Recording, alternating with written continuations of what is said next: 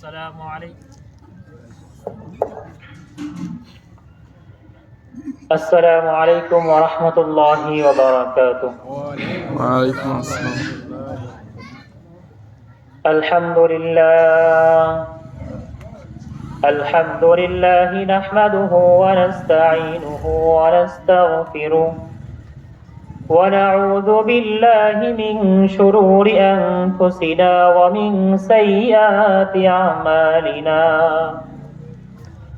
من يهده الله فلا مضل له ومن يضلله فلا هادي له. وأشهد أن لا إله إلا الله وحده لا شريك له وأشهد أن محمدا عبده ورسوله. أما بعد فأعوذ بالله من الشيطان الرجيم.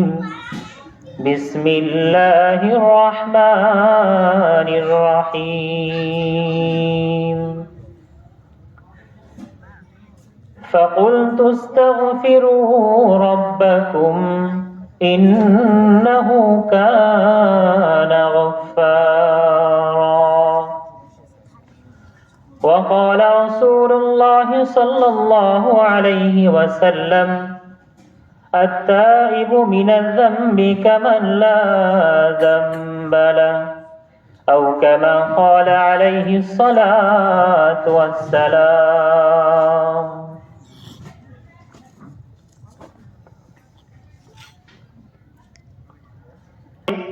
প্রথমে আমরা শুকরিয়া আদায় করে নেই যে আল্লাহ তাআলা আজকের এই সুন্দর একটা দিনে আবহাওয়াকে আমার আপনার জন্য সুন্দর রেখে, পরিষ্কার রেখে, পরিচ্ছন্ন রেখে, ঠান্ডাকে অন্যান্য দিনের তুলনায় অনেক কম রেখে আমাদেরকে সুস্থ অবস্থায় আল্লাহ তাআলা দুনিয়ার বুকে সবচাইতে সম্মানী মজলিসের একটা, যেখানে দ্বীন নিয়ে আলোচনা করা হয়, আল্লাহ এবং তার রাসূল সাল্লাল্লাহু আলাইহি ওয়াসাল্লামের সিফাত নিয়ে, কোরআন এবং হাদিস নিয়ে আলোচনা করা হয়, এরকম একটা মজলিসে উপস্থিত হওয়ার তৌফিক দান করেছেন।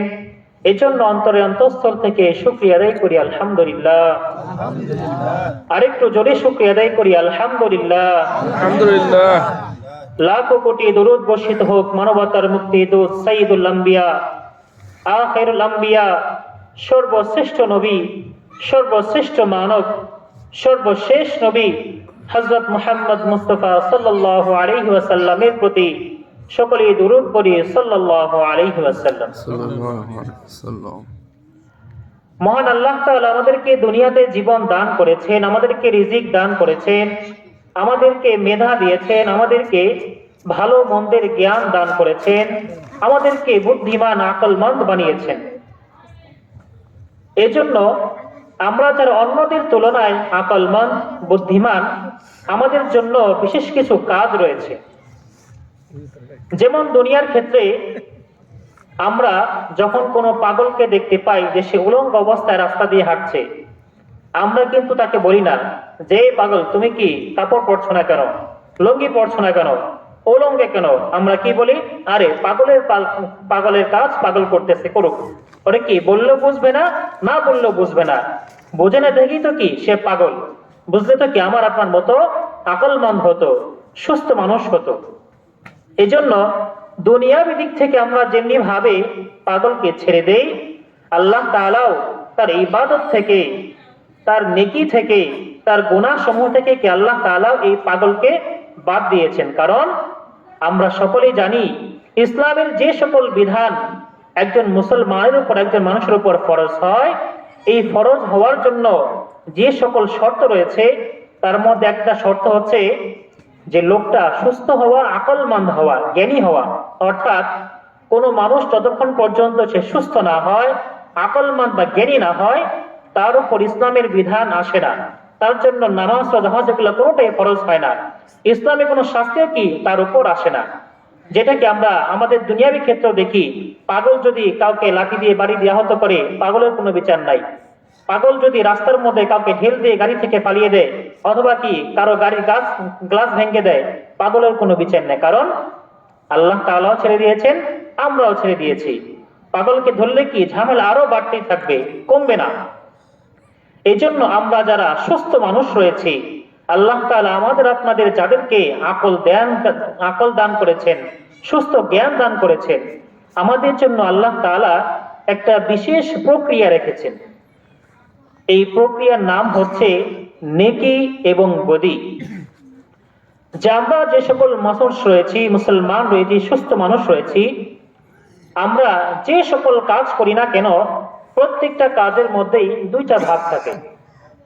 এক নাম্বার হচ্ছে ভালো কাজ, দুই নাম্বার হচ্ছে খারাপ কাজ। এই দুইটা কাজ, এই দুইটা পদ্ধতি আমার আপনার প্রত্যেকটা কাজের মধ্যেই থাকবে। এই জন্যই কি আমি আপনি একজন সুস্থ মানুষ, কারণ আমি আপনি ভালো বুঝি, মন্দও বুঝি। আল্লাহ তাআলা এই জ্ঞানটা আমাকে আপনাকে দান করেছেন। এই জন্য আমার আপনার যেহেতু আল্লাহ তাআলা এই বিশেষ জ্ঞান দান করেছেন, ভালো মন্দের পার্থক্য করার মতো, ভালো মন্দ বোঝার মতো, নেকি এবং গুনাহি বোঝার মতো, এই জন্য আল্লাহ তাআলা আমার আপনার উপর আরেকটা দায়িত্ব দিয়েছেন। সেই দায়িত্বটা হচ্ছে কি, যখন আমার আপনার দ্বারা কোনো গুনাহ হয়ে যাবে, আমার আপনার একান্ত কর্তব্য দায়িত্ব হচ্ছে কি, আল্লাহ তাআলার দরবারে ক্ষমা চাওয়া, আল্লাহ তাআলার দরবারে ইস্তেগফার করা, তওবা করা। এটা হচ্ছে আমার আপনার মতো একজন মুমিনের, একজন গুনাহগারের সবচেয়ে গুরুত্বপূর্ণ কাজ। যে যখনই আমার আপনার দ্বারা কোনো গুনাহ হয়ে যাবে, আমরা সাথে সাথে আল্লাহ তাআলার দরবারে ইস্তেগফার করব, তওবা করব। আমরা হায় হতাশ করতে থাকবো যে আমি একজন মুসলমান, আমার দ্বারা কিভাবে এই গুনাহটা হয়ে গেল। শুধু এমন গুনাহ না, হাদিসের মধ্যে আছে যে সগীরা গুনাহকে আল্লাহ তাআলা বিভিন্ন কারণে ক্ষমা করে দেন। একজন মুসলমান অসুস্থ, তার জ্বর আসছে, তার শরীর ব্যথা, তার পেট ব্যথা, এই সকল কারণে কি আল্লাহ তাআলা সগীরা গুনাহগুলো মাফ করতে থাকবেন, সুবহানাল্লাহ। সুবহানাল্লাহ। কিন্তু কবিরা গুনাহ বা বড় গুনাহ, এটা এমন গুনাহ যেটা যতক্ষণ পর্যন্ত না বান্দা আল্লাহ তাআলার দরবারে তওবা করবে, এটা মাফ হবে না। কবিরা গুনাহ মাফ হওয়ার জন্য তওবা আপনাকে করতেই হবে, করতেই হবে। এখন তওবাটা কি জিনিস? আমরা ছোটবেলা থেকে বারংবার শুনতেছি যে গুনাহ হলে তওবা করো, গুনাহ হলে তওবা করো। কিন্তু তওবা কি জিনিস, তওবা কিভাবে করতে হয়, এটা কি আমরা অনেকেই জানি না। না জানার কারণটা কি, আমার আপনার ভিতরে জানার কোনো আগ্রহ নাই। আমি আপনি মনেই করি না যে কি আমার এটা গুনাহ হয়ে গিয়েছে, আমার এখন তওবা করা দরকার। তওবা জিনিসটা কি আলেমদের কাছ থেকে শেখা দরকার, যে হুজুর বা ইমাম সাহেব কিভাবে তওবা করতে হয়, কিভাবে ইস্তেগফার করতে হয়, আমাকে শিখিয়ে দিন, আমার তো অনেক বড় গুনাহ হয়ে গিয়েছে। এই জন্য আজকে আমরা এই তওবা সম্পর্কে সংক্ষিপ্ত ভাবে আলোচনা করব ইনশাআল্লাহ তাআলা। রাসূল সাল্লাল্লাহু আলাইহি ওয়াসাল্লাম আমাদেরকে শিক্ষা দিয়েছেন যে যখন আমার আপনার গুনাহ হয়ে যাবে, আমি আপনি তওবা করব, ইস্তেগফার করব। এবং এই তওবা ইস্তেগফারের পদ্ধতিটা কি হবে, সেটাও কি রাসূল সাল্লাল্লাহু আলাইহি ওয়াসাল্লাম আমাকে আপনাকে সুন্দরভাবে শিক্ষা দিয়েছেন। রাসূল সাল্লাল্লাহু আলাইহি ওয়াসাল্লাম বলেছেন, যখন কোনো মানুষের মধ্যে তিনটা শর্ত পাওয়া যাবে, তখন বোঝা যাবে যে কি তার গুনাহ মাফ হয়েছে বা তার তওবাটা কবুল হয়েছে। এর মধ্যে এক নম্বর শর্ত কি? এক নম্বর শর্ত হচ্ছে আমার আপনার দ্বারা যে গুনাহটা হয়ে গিয়েছে, এই গুনাহের ব্যাপারে আমার আপনাকে লজ্জিত হতে হবে। যে আমি একজন মুসলমান, আমি একজন ঈমানদার, আমি একজন রাসূলের উম্মত, আমি আল্লাহ তাআলার একজন বিশেষ বান্দা। আল্লাহ তাআলা তো চাইলে আমাকে আপনাকে কোনো কাফের ঘরের সন্তান হিসেবে দুনিয়াতে পাঠাতে পারতেন, মুশরিকদের ঘরের সন্তান হিসেবে দুনিয়াতে পাঠাতে পারতেন। কিন্তু আল্লাহ তাআলা নিজ অনুগ্রহে আমাকে আপনাকে মুসলমান ঘরে জন্ম লাভ করিয়েছেন, আমাকে আপনাকে শেষ নবীর উম্মত হিসেবে দুনিয়াতে পাঠিয়েছেন। আমার আপনার দ্বারা কিভাবে এই গুনাহটা হয়ে গেল, এই ব্যাপারে কি আমাকে আপনাকে আফসোস করতে হবে যে হায় আমার জীবন তো শেষ। যে উদ্দেশ্য নিয়ে আল্লাহ তাআলা আমাকে আপনাকে পাঠিয়েছিলেন তার ইবাদত করার জন্য, আমি ইবাদত থেকে বঞ্চিত হয়ে গেলাম। আমার তার এমন একটা গুনাহ হয়ে গেল যে গুনাহের কারণে কি আমার সৃষ্টিকর্তা, আমার রব, আমার আল্লাহ কি আমার উপর, আপনার উপর নারাজ হয়ে গিয়েছেন। এই ব্যাপারে কি করতে হবে? আমাকে আপনাকে লজ্জিত হতে হবে, শর্মিন্দা হতে হবে। যখন আমার আপনার ভিতরে এই লজ্জা শরমটা আসবে আমার আপনার এই গুনাহের কারণে, তখন কি এই একটা শর্ত যদি পাওয়া যায় তাহলে কি সম্ভাবনা রয়েছে যে আল্লাহ তাআলা কি করবেন, আমার আপনার তওবাকে কবুল করবেন। এটা রাসূল সাল্লাল্লাহু আলাইহি ওয়াসাল্লাম আমাদেরকে শিক্ষা দিয়েছেন।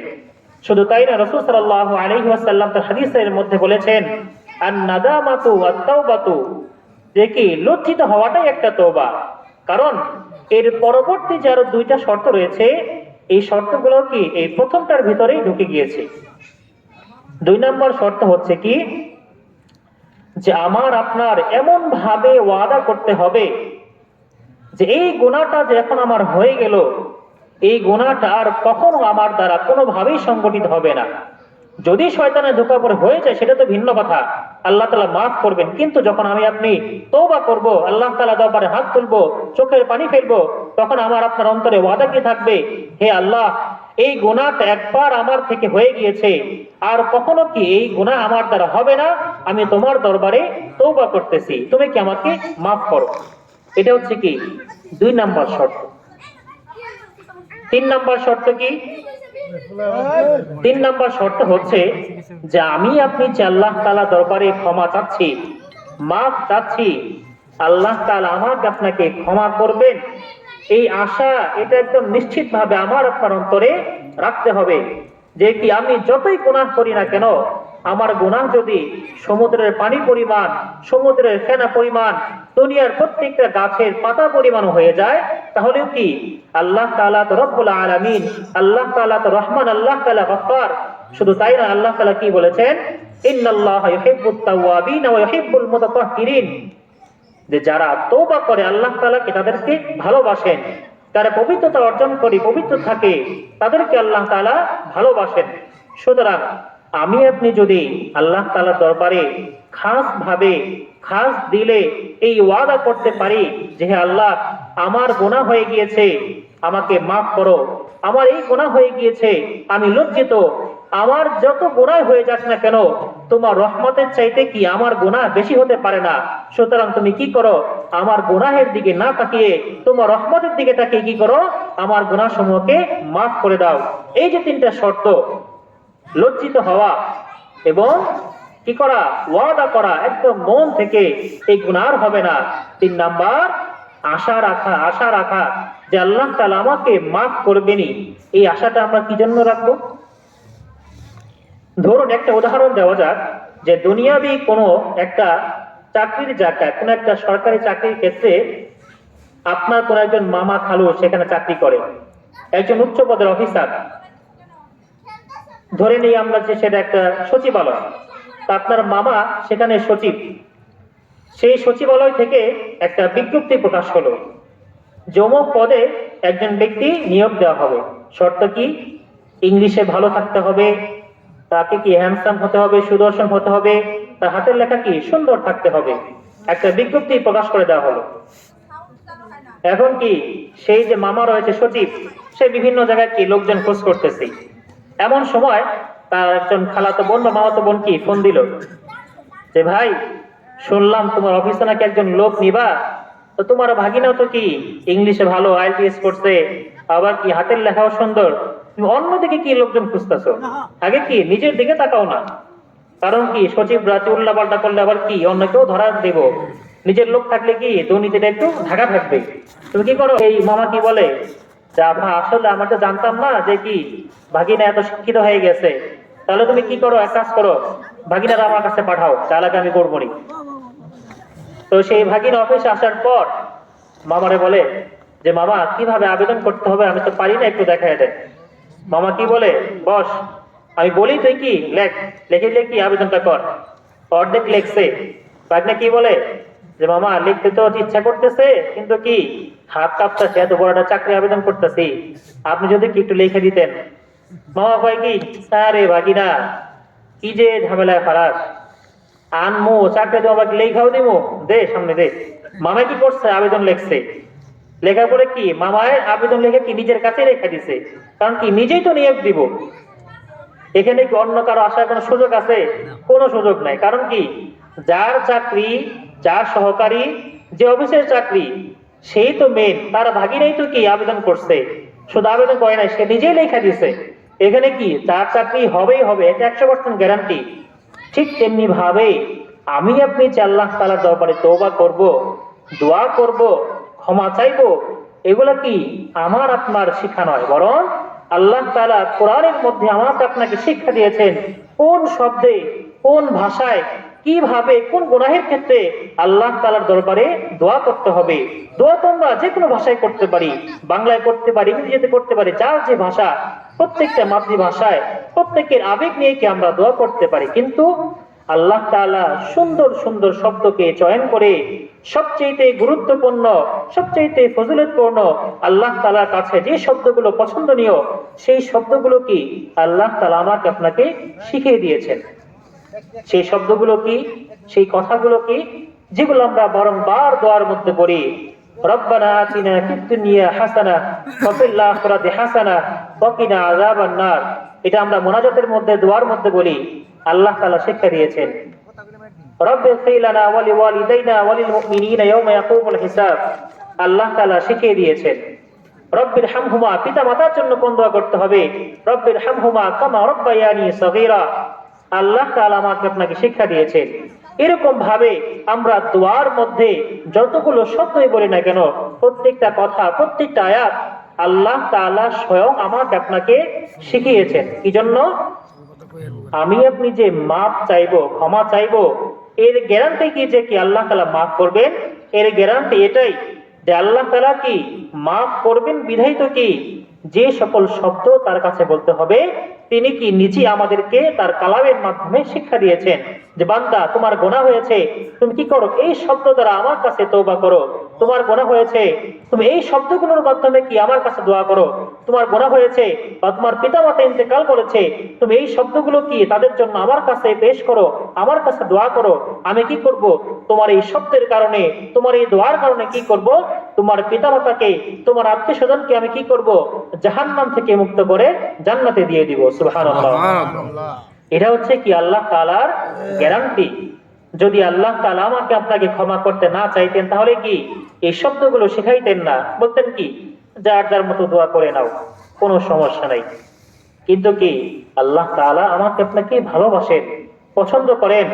রাসূল সাল্লাল্লাহু আলাইহি ওয়াসাল্লামের হাদিস থেকে আমরা জানতে পারি, রাসূল সাল্লাল্লাহু আলাইহি ওয়াসাল্লাম বলেছেন, সারা দুনিয়ার যত মানুষ রয়েছে, চাই সে মা হোক, বাবা হোক, ভাই বোন, বোন হোক, যত মানুষ রয়েছে, যত আত্মীয় স্বজন রয়েছে, তাদের প্রত্যেকের অন্তরে তোমার জন্য, আমার জন্য যে পরিমাণ দয়া, যে পরিমাণ ভালোবাসা, যে পরিমাণ মহাব্বত রয়েছে, এই ভালোবাসাটুকু সারা দুনিয়ার মানুষ এগুলো যদি একত্রিত করা হয়, তাহলে কি সমুদ্রের মধ্যে একটা সুই জমানোর পর, ওঠানোর পরে যে ছোট্ট একটা ফোঁটা, বড় ফোঁটা কিন্তু পড়ে না, ছোট্ট একটা ফোঁটা পড়বে সেই সুইয়ের মাথা দিয়ে, এই পরিমাণ আল্লাহ তাআলা তার পক্ষ থেকে ভালোবাসা, দয়াকে কি করেছেন মানুষের মধ্যে বন্টন করে দিয়েছেন, যাতে করে কি করে মানুষ একে অপরজনকে ভালোবাসায় মহাব্বত করে, লালন পালন করে। সুবহানাল্লাহ।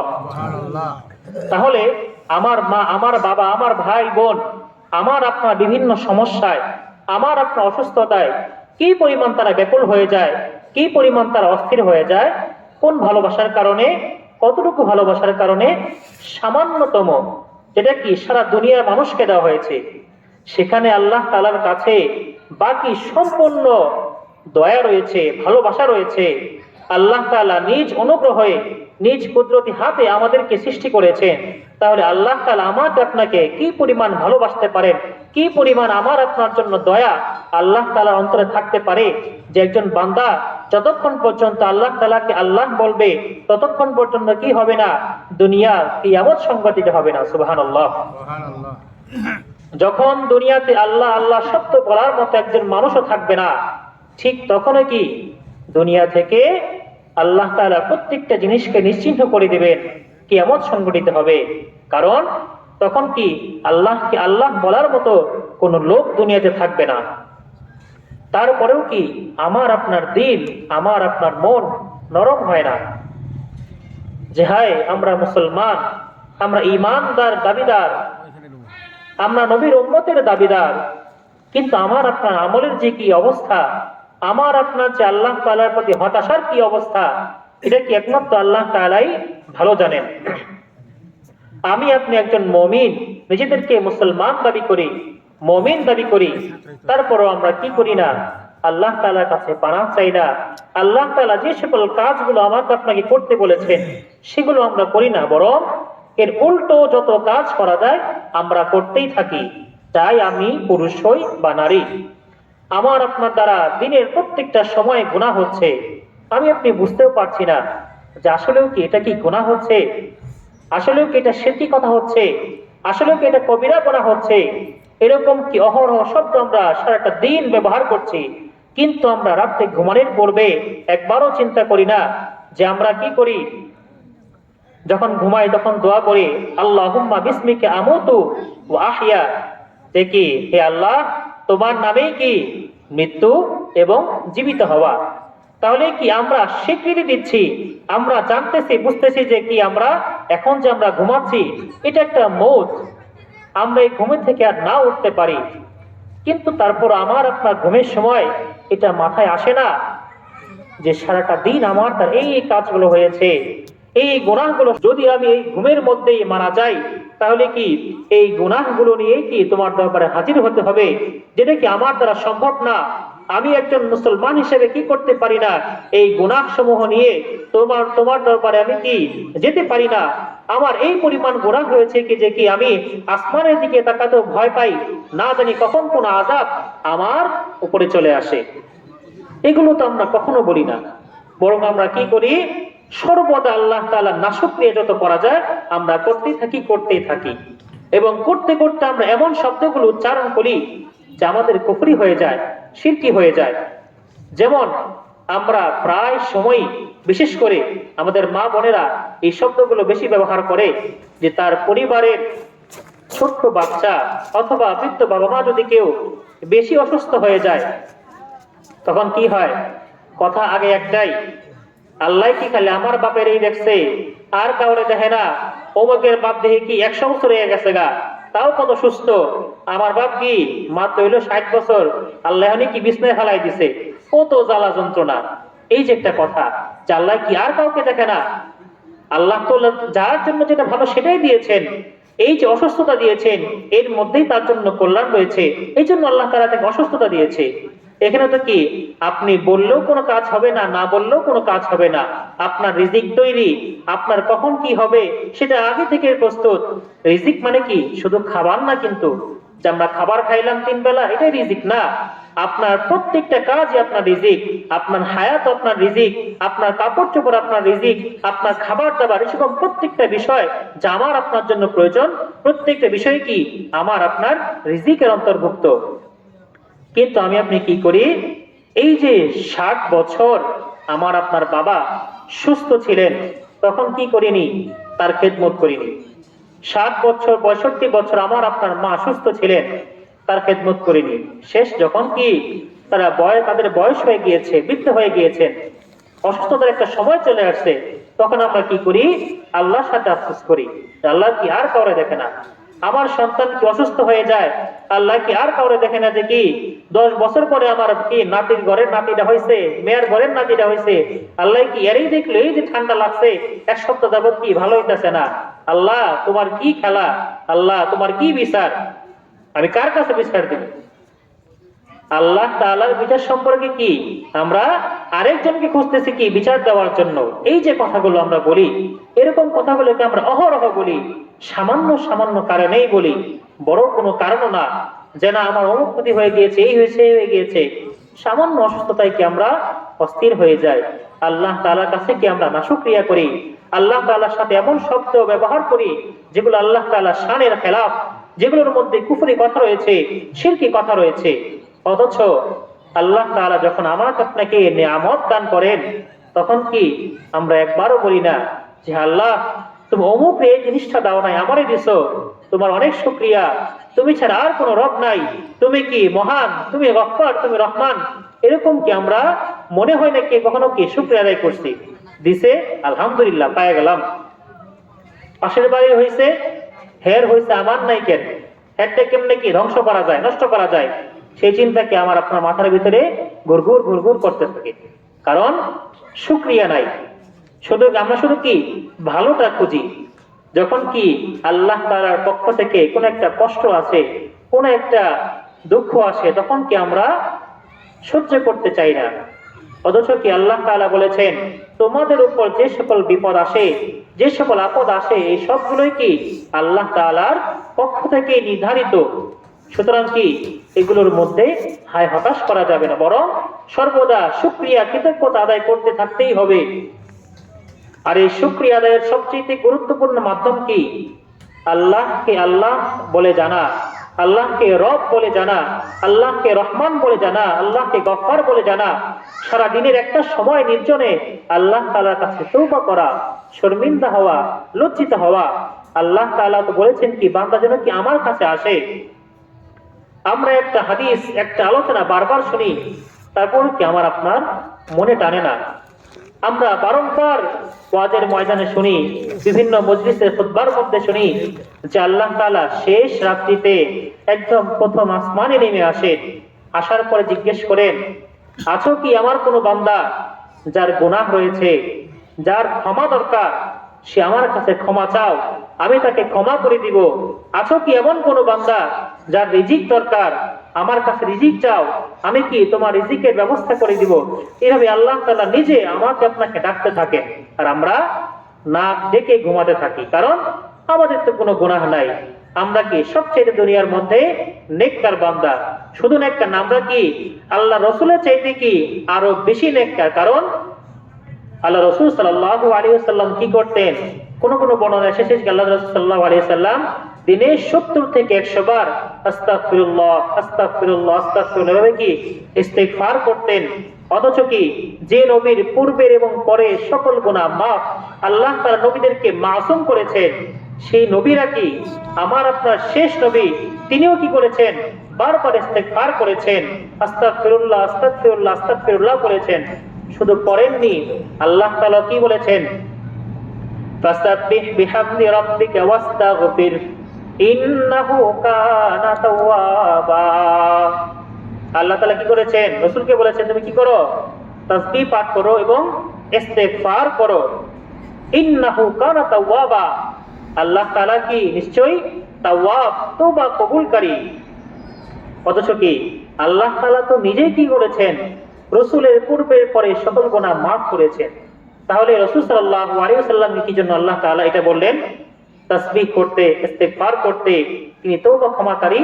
এটা উম্মতকে শেখানোর জন্য, এটা উম্মতের একটা শিক্ষা যে আল্লাহ তাআলা আমাদেরকে বোঝাতে চাচ্ছেন যে আমার যে নবীকে আমি মাসুম করে দুনিয়াতে পাঠিয়েছি, যে নবীদের সম্পর্কে আমি কি ঘোষণা দিয়েছি তাদের পূর্বের পরে সকল গুনাহ মাফ, সেই নবীদেরকে যদি আমি কি করি?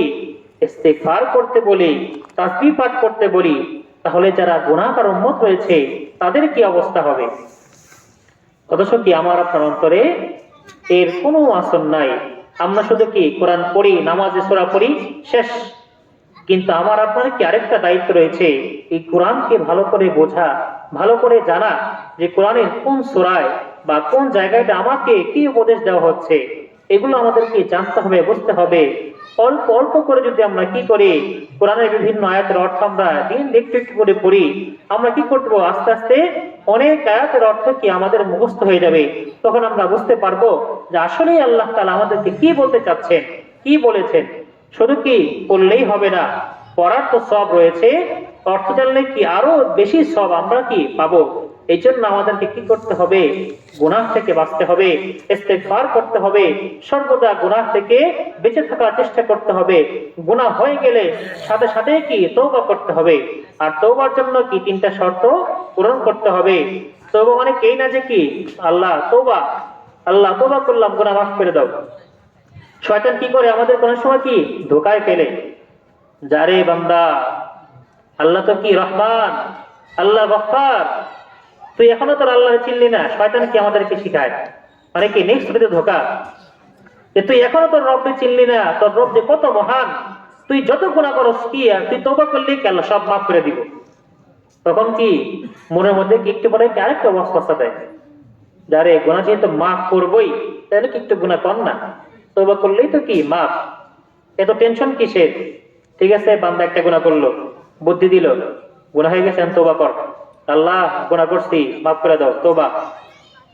তখন কি শয়তান কি বললো, এই যে তওবা করলি, তোর কি গুনাহ মাফ হয়ে গেছে, এখন কি ওই কাজটাও কর, ওই হারাম কাজটা কর, ওই কবিরা গুনাহটা কর, এখান থেকে কি 5টা টাকা চুরি কর, ওই দোকান থেকে একটা চকলেট চুরি কর, একটা মেয়েরে কি একটা চোখ টিপি দে, একটা মেয়েরে কি একটা খারাপ কথা বল, তারপরে কি করবি, তওবা করবি, আল্লাহ মাফ করে দেবে।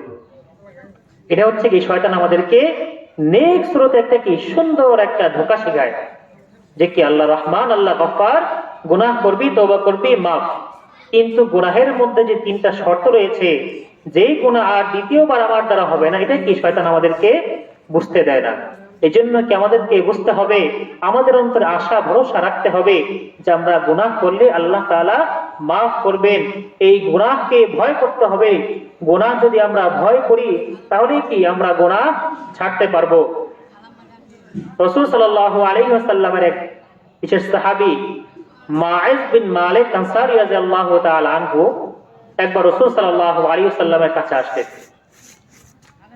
আসার পর রাসূল সাল্লাল্লাহু আলাইহি ওয়াসাল্লামকে বলতেছেন, হে আল্লাহর রাসূল, আমি তো জিনা করে ফেলছি, আমার উপর কি করেন, হদ কায়েম করেন, রজম করেন। আল্লাহ রাসূল সাল্লাল্লাহু কি বলছেন, ফেরেছেন, যাও, কি বলো তুমি এসব, কোনো প্রমাণ নাই, কোনো কথা নাই, কোট করে এসে বলতেছো কি যে তুমি জিনা করছো। সাহাবী আবার আসছে একটু পরে, হে আল্লাহর রাসূল সাল্লাল্লাহু আলাইহি সাল্লাম, আমার দ্বারা তো জিনা হয়ে গেছে, আমাকে কি করেন, রজম করেন, হদ কায়েম করেন, আমাকে শাস্তির ব্যবস্থা করেন। আল্লাহ রাসূল আবার ফিরিয়ে দিয়েছেন। এভাবে যখন সেই সাহাবী 3 বার ওনার কাছে আসছেন, রাসূল সাল্লাল্লাহু আলাইহি ওয়াসাল্লামের কাছে আসছেন, তখন আল্লাহ রাসূল সাল্লাল্লাহু আলাইহি ওয়াসাল্লাম 2 জন সাহাবীকে পাঠাইছেন তদন্ত করার জন্য, যে কি আসলেও যে সাহাবী বলতেছে কি যে তার দ্বারা জিনা হয়েছে, এটা সত্য কথা কিনা। তখন সেই সাহাবী 2 জনকে তদন্ত করলেন, তদন্ত করার পরে দেখলেন যে না, আসলে এটা সত্য কথা। তখন রাসূল সাল্লাল্লাহু আলাইহি ওয়াসাল্লামের কাছে এসে বললেন যে আল্লাহ রাসূল সাল্লাল্লাহু আলাইহি ওয়াসাল্লাম, আপনার এই সাহাবী মাইজ বিন মালিক তো সত্য কথা বলেছে, সে কি বাজারের অমুক মহিলার সাথে কি জিনা করেছে। তখন রাসূল সাল্লাল্লাহু আলাইহি ওয়াসাল্লাম নির্দেশ দিলেন যে কি করো, রজম করা হবে, হদ কায়েম করা হবে, এর কি ব্যবস্থা করো। ইসলামে জিনাহের শাস্তি কি, যদি ব্যক্তি বিবাহিত হয় তাহলে তাকে কি করতে হবে, কোমর পর্যন্ত মাটিতে গেঁথে পাথর নিক্ষেপ করে রজম করে হত্যা করতে হবে। তো সেই সাহাবীকেও কোমর পর্যন্ত মাটিতে গাঁথা হলো। সাহাবায়ে কেরাম সবাই মিলে কি পাথর নিক্ষেপ করতেছে কি তাকে হত্যা করার জন্য, তাকে শাস্তি দেওয়ার জন্য। ঠিক এই সময় একটা পাথরের আঘাতের কারণে সেই মাইজ বিন মালিক আনসারী রাদিয়াল্লাহু আনহু শরীরে একটু রক্ত আরেকজন সাহাবীর গায়ে গিয়ে লাগলো। সেই সাহাবী আফসোস করতে লাগলো যে হায়, একজন জিনাকারীর রক্ত আমার শরীরে লাগলো, কত একটা নিকৃষ্ট কাজ হলো। এই কথা আবার রাসূল সাল্লাল্লাহু আলাইহি ওয়াসাল্লাম শুনছেন। রাসূল সাল্লাল্লাহু আলাইহি ওয়াসাল্লাম শোনার পর সেই সাহাবীকে বললেন যে তুমি কি বলতেছো, তুমি কি এই মাইজ বিন মালিকের শান সম্পর্কে জানো? এই মাইজ বিন মালিক যদি ইচ্ছা করতো তার এই জিনা সম্পর্ক কি আমাদের থেকে গোপন করতে পারতো, আমরা কেউ জানতাম না। কিন্তু সে কি করেছে, আখিরাতের শাস্তিকে ভয় করেছে, আল্লাহর শাস্তিকে ভয় করেছে। এজন্য সে কি করেছে, তার এই জিনাহের শাস্তি, গুনাহের শাস্তি ইসলামের শরীয়ত অনুযায়ী কি সে দুনিয়াতেই পাওয়ার জন্য আল্লাহ তাআলার দরবারে এমন ভাবে তওবা করেছে যে যদি তার এই তওবা, এই মাইজ বিন মালিক আনসারীর তওবা দুনিয়ার সকল মানুষের মধ্যে বিতরণ করে দেওয়া যায়, সকল মানুষের আমল নামার মধ্যে বিতরণ করে দেওয়া যায়, তাহলে তার এই একজনের তওবাটা দুনিয়ার সকল মানুষের ক্ষমা পাওয়ার জন্য যথেষ্ট হয়ে যাবে। সুবহানাল্লাহ। তওবার কি পরিমাণ গুরুত্ব, তওবার কত ফজিলত। আমরা আরেকটা ঘটনা সম্পর্কে জানি যে বনী ইসরাইলের এক ব্যক্তি কি 100 খুন করেও কি সে তওবার উদ্দেশ্যে যাওয়ার কারণে কি আল্লাহ তাআলা তাকে মাফ করেছেন। আমার আপনার মধ্যে কেমন কেউ আছে যে আমরা একটা খুন করছি, কেউ নাই। আমরা কেউ একদিন চুরি করছি, ডাকাতি করছি, এরকমও নাই। আমরা একদিন জিনা করছি, এরকমও নাই। তাহলে কি জন্য আল্লাহ তাআলা আমাকে আপনাকে মাফ করবেন না? যদি আমার আপনার চাইতে আরো বড় বড় গুনাহগারদেরকে আল্লাহ তাআলা মাফ করতে পারেন, তাহলে আমাকে আপনাকে কি জন্য আল্লাহ তাআলা মাফ করবেন না? এই আশা, এই ভরসা আমার আপনার অন্তরে কি জন্য নাই?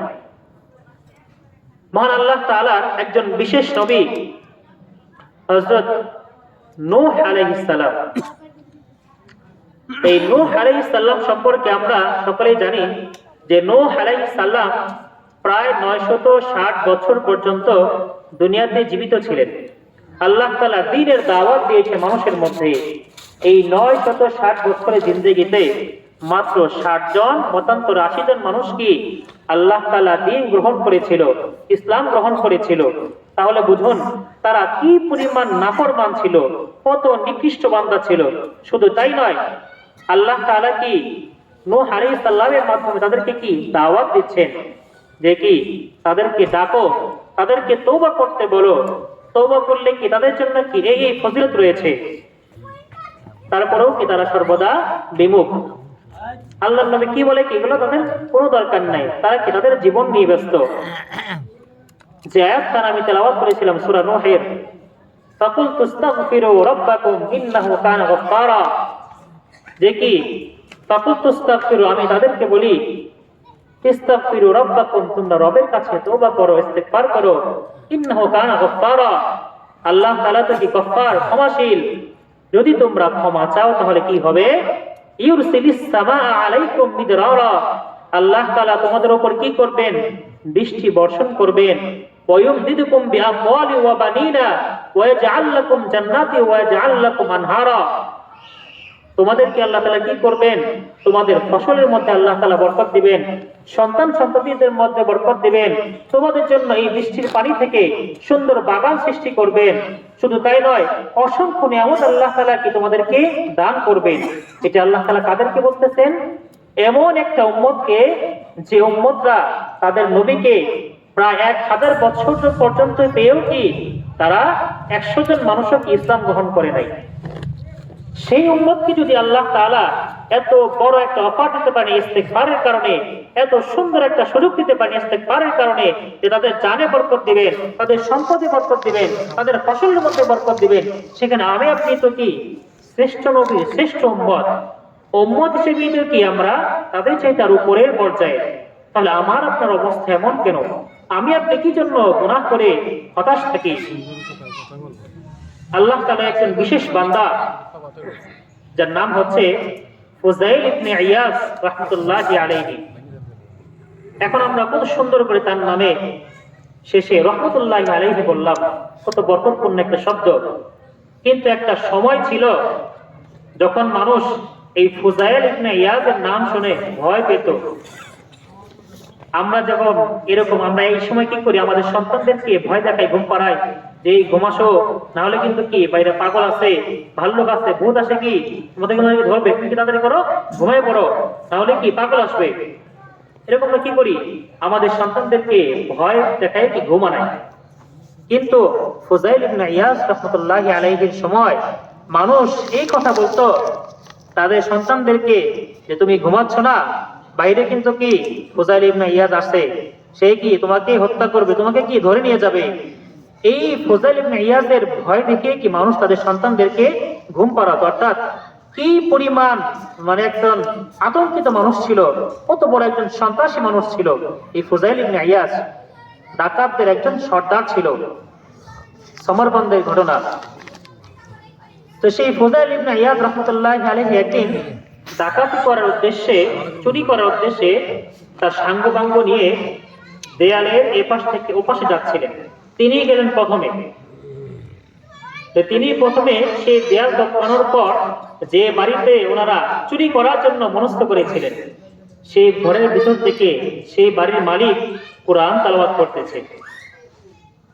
এই কোরআন তেলাওয়াতের মধ্যে এমন একটা আয়াত তার কানে ভেসে এসেছে, যে আয়াতের মধ্যে আল্লাহ তাআলা বলেছেন যে এখনো কি সময় হয়নি যে আল্লাহ তাআলার জিকির তোমার অন্তরকে নরম করবে, আল্লাহ তাআলার জিকির তোমার অন্তরের মধ্যে ভয় পয়দা করবে।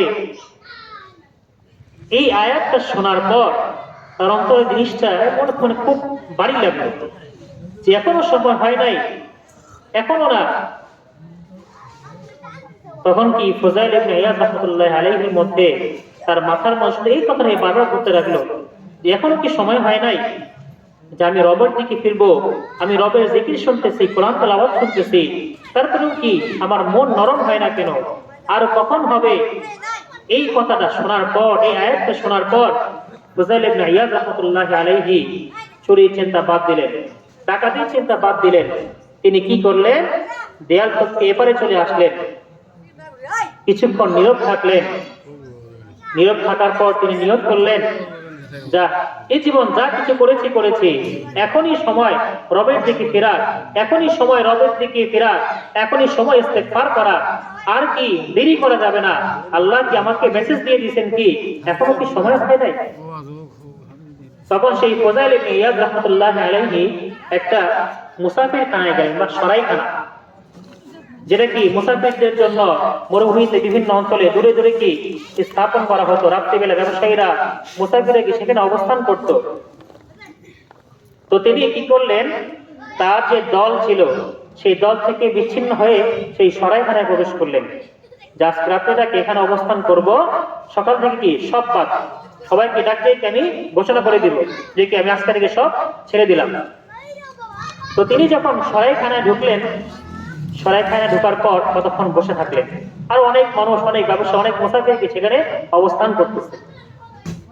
তো তিনি শুনতে পেলেন যে মুসাফির ব্যবসায়ীরা কানা ঘোষা করতেছে, এই রাত্রে কেউ কি ঘুমাসবা না, সবার মাল সামানা কি সুন্দর করে গুছিয়ে রাখো, সবার কি মুদ্রাগুলো কি একটু গোপন জায়গায় রাখো, কারণ ফুজাইল ইবনে ইয়াদ কি যে কোনো সময় কি আক্রমণ করতে পারে। অথচ কিন্তু কি তারা কি ফুজাইল ইবনে ইয়াদকে কখনো দেখে নাই, তার নাম শুনে কি এত আতঙ্কিত, অথচ কি ফুজাইল ইবনে ইয়াদ তাদের মধ্যেই বসে রয়েছে। তখন তার চোখ থেকে অনবরত পানি ঝরছে, যে আল্লাহ, আমি এমন নিকৃষ্ট বান্দা যে মানুষ আমার ভয় দেখে তাদের বাচ্চাদেরকে ঘুম পাড়ায়, আমি এমন নিকৃষ্ট যে আপনার মুসাফির বান্দারা আমাকে দেখে ভয় পায়, আমি এমন নিকৃষ্ট যে কি আপনার ব্যবসায়ী বান্দারা আমাকে দেখে তাদের সম্পদকে লুকায় রাখে, আমি কত নিকৃষ্ট বান্দা। এই যে তিনি কি কান্না আরম্ভ করলেন, রাত্রে আর ঘুম নাই, সারা রাত আল্লাহ তাআলা দরবারে কান্নাকাটি করলেন, তওবা করলেন, এবং সেখান থেকে কি করলেন? সে চলে গেলেন মক্কার উদ্দেশ্যে। এবং পরবর্তীতে ওই দিনের পর থেকে তার তওবাকে আল্লাহ তাআলা এমন ভাবে কবুল করেছেন যে তিনি সেই জামানার একজন মুহাদ্দিসদের একজন অন্যতম একজন মুহাদ্দিস ছিলেন। সুবহানাল্লাহ। এই ইস্তেগফারের মধ্যে কত ফজিলত রয়েছে, ইস্তেগফারের কি পরিমাণ শক্তি রয়েছে। ইস্তেগফার কি আমি আপনি যত বেশি পড়বো, আমার আপনার কি আমল তত মজবুত হবে। ইস্তেগফার আমি আপনি যত বেশি পড়বো, আমার আপনার প্রয়োজন তত পূরণ হবে। কারণ এটা আল্লাহ তাআলার ওয়াদা, ফাকালতুস্তাগফিরু রাব্বাকুম ইন্নাহু কানা গাফফারা ইউরসিলিস সামা আলাইকুম মিদরারা, যে কি ইস্তেগফার করলে আমলে বরকত হবে, সম্পদে বরকত হবে, সন্তান সন্ততিদের মধ্যে বরকত হবে, রিজিকের মধ্যে বরকত হবে, হায়াতের মধ্যে বরকত হবে। সুতরাং আমরা যারা মনে করি যে না আমরা গুনাহগার, আমাদের কি বেশি থেকে বেশি ইস্তেগফার করা উচিত। আর যদি আমরা এখানে কেউ থেকে থাকি যে না আমার জীবনে কোনো গুনাহ নাই, তাহলে দয়া করে হাতটা বাড়ান কি আমরা সকলে মিলে আপনার কাছে কি আজকেই মুরিদ হয়ে যাব। আর যদি মনে করি যে না আমাদের সকলের গুনাহ রয়েছে, তাহলে কি আমরা সকলেই যখনই কোনো গুনাহ হয়ে যাবে আমরা ইস্তেগফার করব, গুনাহ নাই হয় নাই ইস্তেগফার করতেই থাকবো, হাঁটবো আস্তাগফিরুল্লাহ আস্তাগফিরুল্লাহ আস্তাগফিরুল্লাহ আস্তাগফিরুল্লাহ, কোনো সমস্যা নাই, মুখেও বাজে না। আস্তাগফিরুল্লাহ ছোট্ট একটা শব্দ, অথচ এর নিয়ামত, এর নিয়ামত একমাত্র আল্লাহ তাআলাই ভালো জানেন যে আল্লাহ তাআলা কোন দিক দিয়ে যে ইস্তেগফারের বরকতে আপনাকে কি দান করবেন, এটা কি আল্লাহ তাআলা ব্যতীত আর কেউ বলতে পারে না। এজন্য আমাকে আপনাকে সর্বদা ইস্তেগফার পাঠ করতেই হবে, করতেই হবে, করতেই হবে। আমরা হাঁটবো ইস্তেগফার, আমরা বসে থাকবো ইস্তেগফার করবো, আস্তাগফিরুল্লাহ করবো, রাতে ঘুমানোর পর ইস্তেগফার করবো, 2টা মিনিট সময় নিয়ে আল্লাহ তাআলা দরবারে কান্নাকাটি করবো। আরে এখন তো লম্বা রাত, লম্বা সময়, প্রায় 10 ঘন্টার মতো রাত্রি, 10 ঘন্টারও বেশি, 11 ঘন্টা প্রায় রাত্রি, এত লম্বা সময় ঘুমের কি দরকার? ফজরের ওয়াক্ত হয় এখন 5:24, শেষ হয় 6:43 বা 44, লম্বা সময়। আমি আপনি যদি রাত্রে 11টায় ঘুমাই, তাহলেও কি আমার আপনার 6 ঘন্টা কম হয়ে যাচ্ছে ফজরের আগেই। দিনেও তো কি আমরা 2 ঘন্টা বা আধা ঘন্টা একটু বিশ্রাম করি বা একটু ঘুমাই। তাহলে আমি আপনি যদি আরেকটু আগে আগে ঘুমিয়ে পড়ি, 9টার দিকে ঘুমিয়ে পড়ি, আমি আপনি যদি শেষ রাত্রিতে 4:30টায় উঠি অথবা 5টার সময় উঠি, আরো 25 মিনিট সময় থাকে 2 রাকাত তাহাজ্জুদ করার, একটু নফল ইবাদত করার, আমরা একটু ওঠার চেষ্টা করি। শীতকাল আল্লাহ তাআলার একটা অশেষ নিয়ামত, যদিও শীত কিন্তু কি ঘুমের মধ্যে বরকত, ঘুমাইলে আরাম লাগে। আমরা যদি গরমকাল লম্বা রাখতে তাহলেও কি ঠিক মতো ঘুম ধরে না, গরম ঘাম ইত্যাদি, কারেন্ট থাকে না। কিন্তু শীতকালে ঘুমটাও ভালো হয়, আবার কি রাতটাও লম্বা। অর্থাৎ এখানে বলতে কি আল্লাহ তাআলা দুনিয়াবি যে নিয়ামত ঘুম সেটাও দিয়েছেন, আবার কি উখরবি বা আখিরাতের যে নিয়ামত আল্লাহ তাআলার কাছে নফল ইবাদত করার, তাহাজ্জুদ করার, তওবা করার এই সুযোগটাও কি আল্লাহ তাআলা এই শীতকালে আমাদেরকে দান করেছেন। এই জন্য আমরা সকলেই চেষ্টা করব শীতকালে যে সময়টা রয়েছে লম্বা রাত্রি, আমরা শুধুমাত্র ঘুমে খেলায় ধুলায় খেলায় মোবাইল টিপে আমরা কাটিয়ে দিব না, বরং এর থেকে একটা অংশ আমি আপনি আল্লাহ তাআলার দরবারে নির্জনে তওবা করব। প্রত্যেক দিনের তওবা প্রত্যেক দিন আমরা করব, কারণ রাত্রিবেলা ঘুমিয়ে সকালে ওঠার মতো সুযোগ হয় কিনা সেটা আমার আপনার জানা নাই। হয়তো কি আমরা চিন্তা করব, আমার আপনার মনে থাকবে, আমার আপনার অন্তরে থাকবে, এই যে আমি ঘুমাচ্ছি আমার শেষ ঘুম, ফজরে কি আমার আর আজান হবে দুনিয়ার, কিন্তু কি আমার আর জাগ্রত হওয়া হবে না। এই জন্য আমরা এমন ভাবে ঘুমাবো যেন কি আমার আপনার কোনো একটা গুনাহ বাকি না থাকে। তওবা করে ইস্তেগফার করে আমরা কি তারপরে ঘুমাবো। আল্লাহ তাআলা আমাকে আপনাকে প্রত্যেককে সব ধরনের গুনাহ থেকে বিরত থেকে আল্লাহ তাআলার দরবারে বেশি থেকে বেশি সময়, বেশি থেকে বেশি বেশি আল্লাহ তাআলার দরবারে জিকির করার এবং ইস্তেগফারের উপর আমল করার তৌফিক দান করুন। সকলে বলি আমিন। ওয়া আখির দাওয়ানা আলহামদুলিল্লাহি রাব্বিল আলামিন। আসসালামু আলাইকুম ওয়া রাহমাতুল্লাহি ওয়া বারাকাতুহু।